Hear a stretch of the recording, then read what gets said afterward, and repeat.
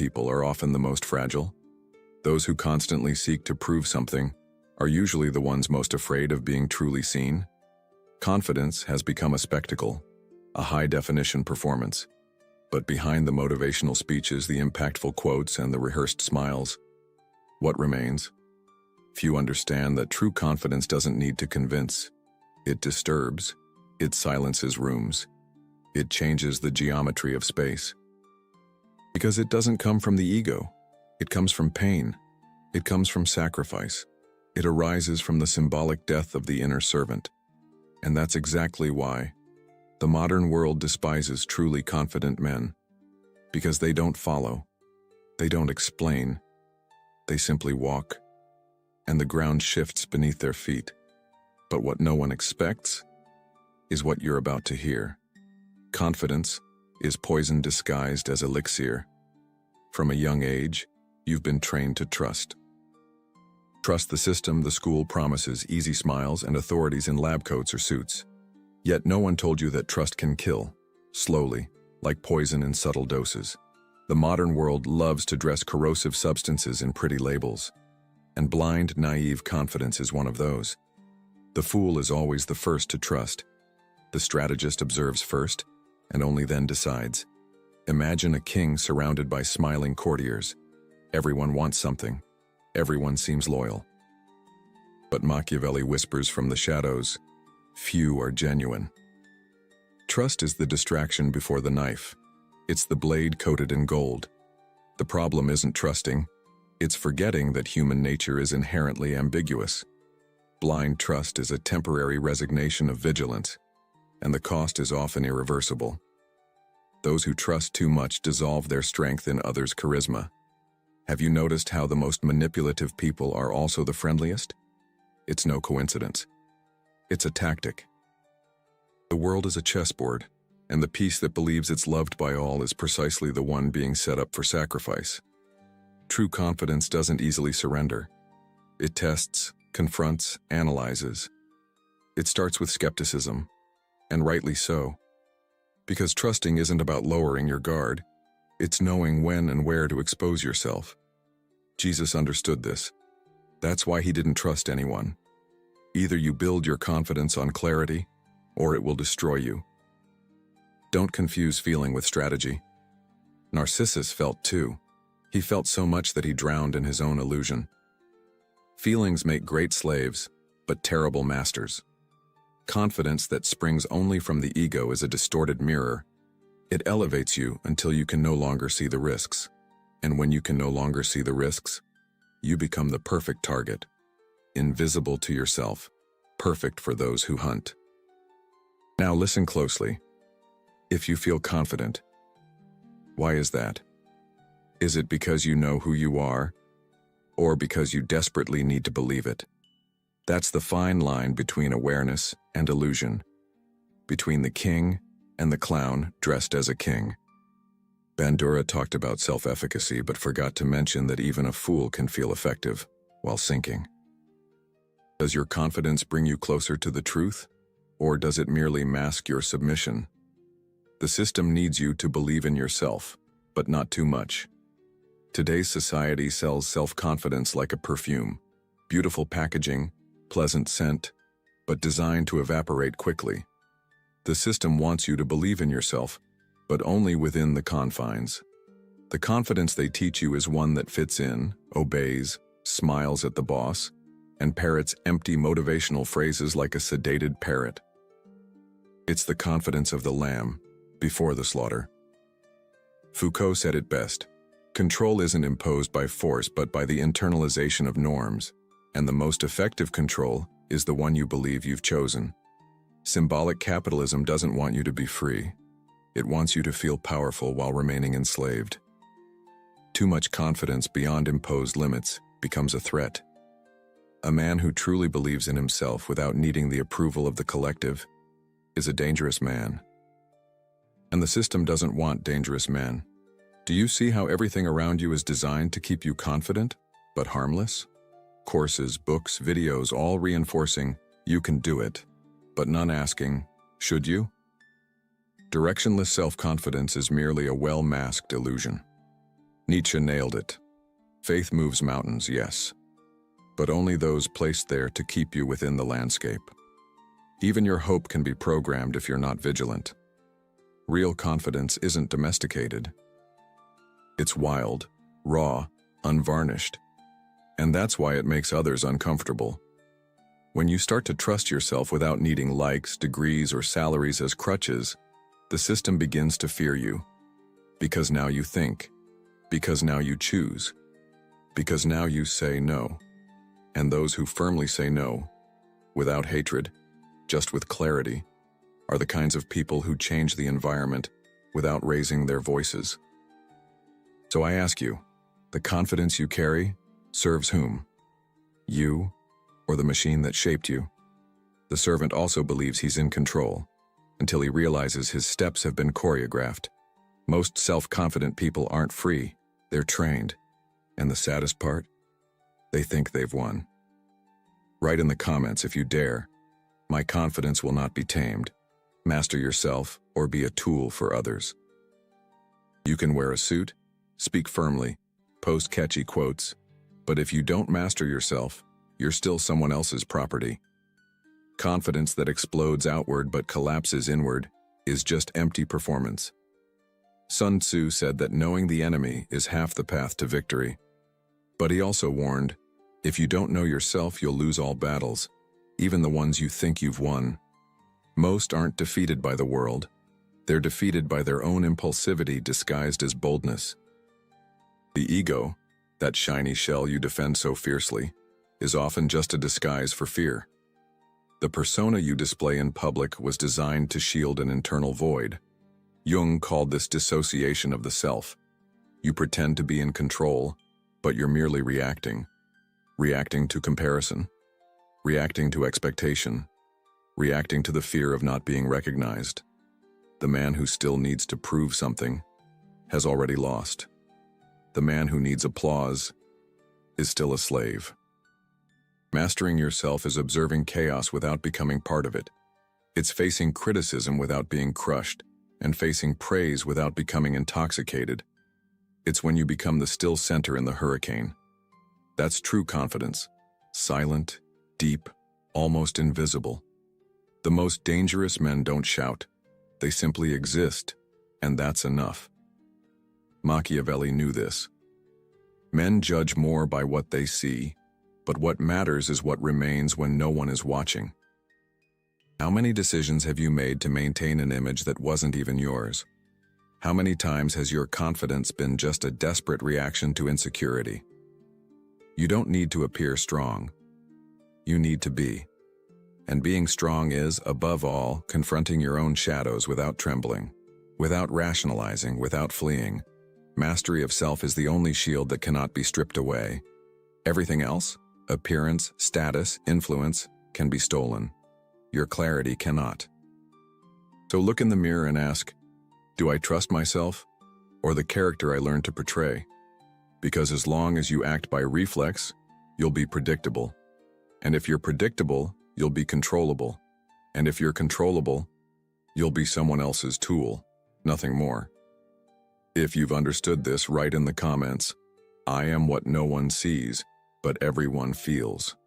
Confidence is the weapon of those who have been broken.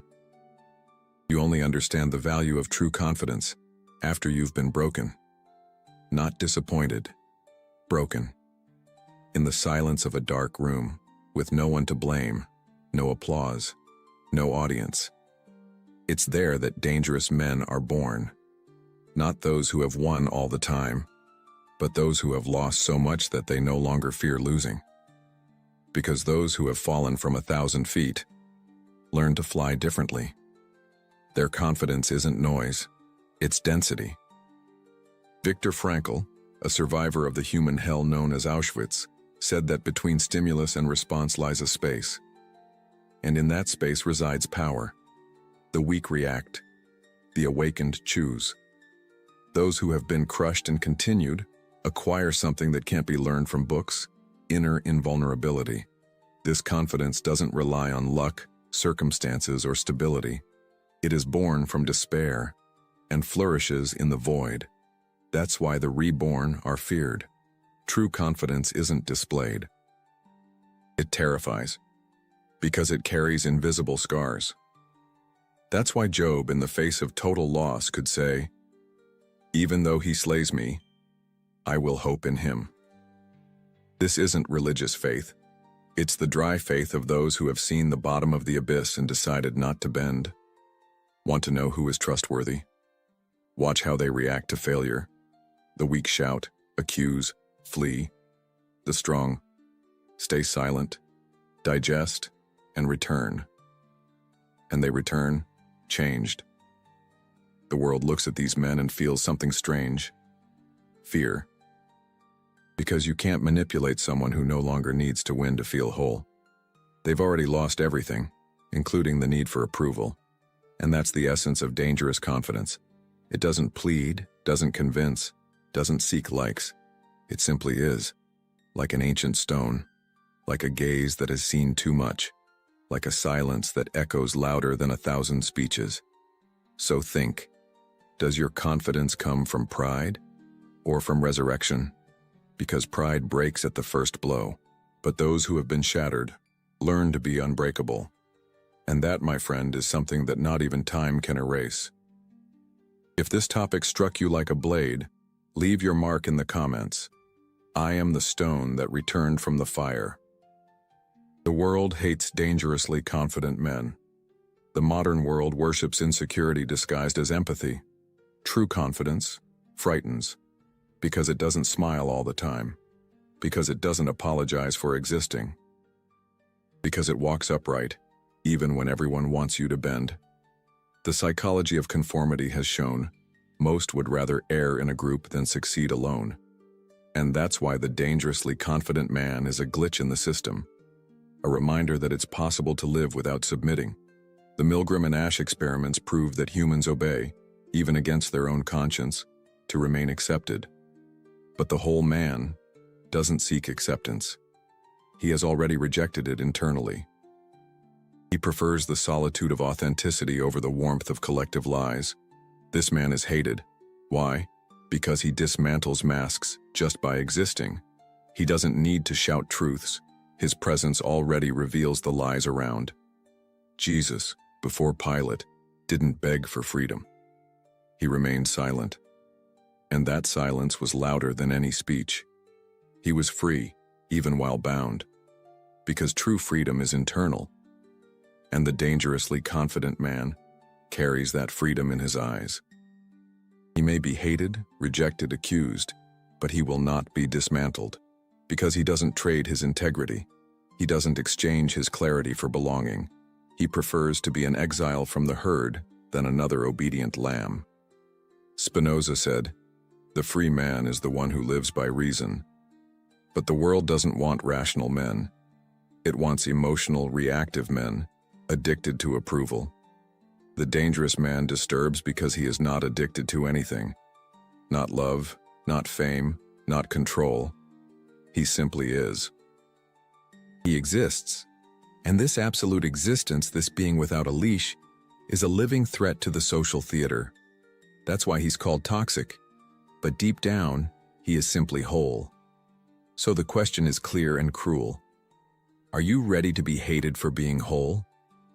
Because the price of authentic confidence is exile from the masses, but the reward is mastery of self.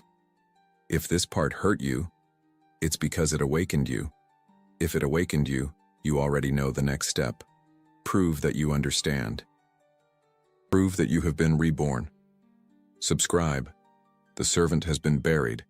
The executor has just been born. The final stage of confidence. The silence of the king. True power doesn't shout, doesn't explain, doesn't need to prove itself. It hovers, it weighs, it is enough. Machiavelli understood this. The most feared ruler isn't the one who threatens, it's the one who observes. Mature confidence isn't inflamed, it's contained. It's like the silence of a king on the throne. It's not the absence of speech, it's absolute presence. The world barks, the fools argue, but the man who masters himself is silent. because silence is the speech of those who have conquered themselves.